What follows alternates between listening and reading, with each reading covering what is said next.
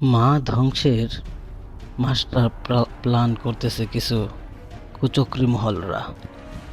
এই ধরেন ভার্সিটি পড়ুয়া মেয়েদের একটা বিরাট অংশ দেহা ব্যবসা করতেছে, আর একটা বড় অংশ প্রেমিকের সাথে রুম ডেট, মেস, আবাসিক hotel, drug, restaurant, hide out, পার্কে যাচ্ছে।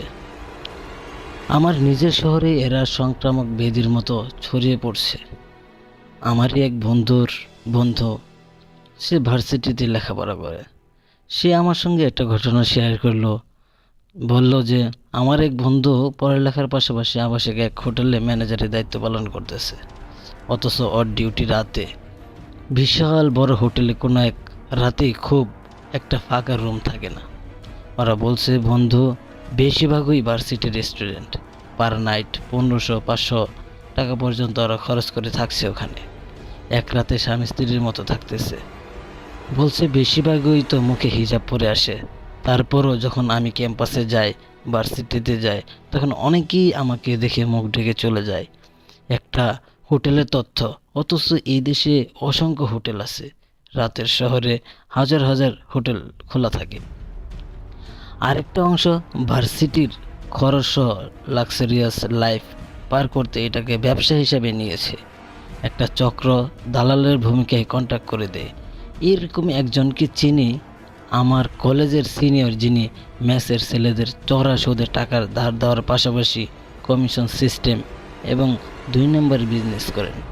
প্রশাসনের সাথেও এদের অনেক ভালো কানেকশন, ওরা অনেক শক্তিশালী, যে কারণে হুট করে এদের বিরুদ্ধে দাঁড়িয়ে থাকা কঠিন।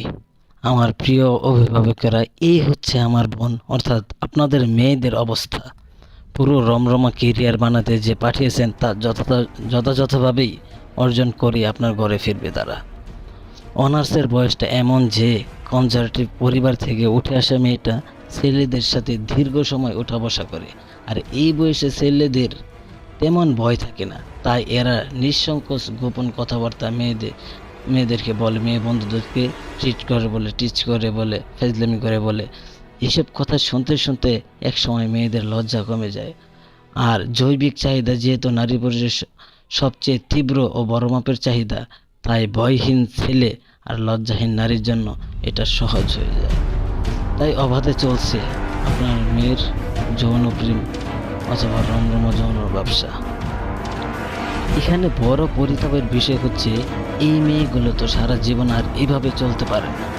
ভার্সিটি শেষে এক পর্যায়ে এদের কেউ না কেউ নিজের ঘরের স্ত্রী হিসাবে ঘরে নিয়ে আসছে, এবং লজ্জাহীন এই নারী তখন স্বামীকে মমতা, প্রেম, তীব্র আবেগানুভূতি দিতে পারে না সন্তানকে নৈতিক শিক্ষা দিতে।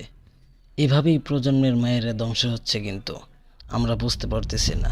অনেকে এটার বিকল্পও দেখছেন না, কিন্তু বিকল্প অনেক আছে, কিন্তু আপনার পুঁজিবাদী মস্তিষ্ক বিকল্প দেখতে পায় না। দেখিয়ে দিলেও মানতে পারেন না, বুঝতে চান না, কারণ আপনার চাহিদা বস্ত্রহীন, লজ্জাহীন, ইজ্জতহীন, রং মাখানো কেরিয়ার।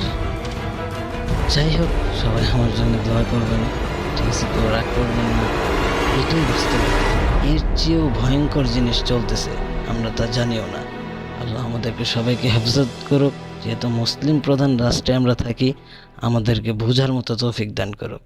সবাই ভালো থাকবেন। আসসালামু আলাইকুম।